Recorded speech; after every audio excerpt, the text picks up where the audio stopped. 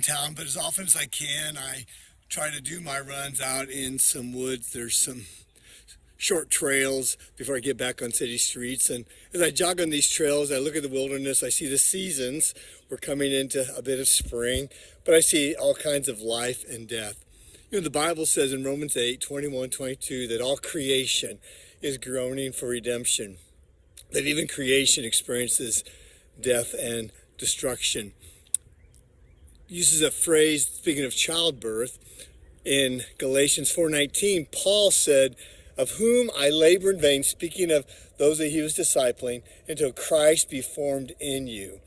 Unknown to me until recently, the word euangelion, which is where we get the word good news or gospel, was also used not just as a declaration of a new king or military victory, but as a word of promise, encouragement that midwives used to speak to a woman in travail, in labor.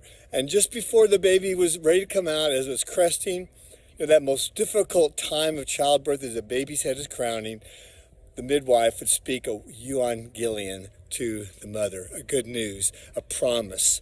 When we share the gospel, one thing we can include is we can share a promise of good things to come, a full redemption. This world will be redeemed just like he's redeeming us. That's good news.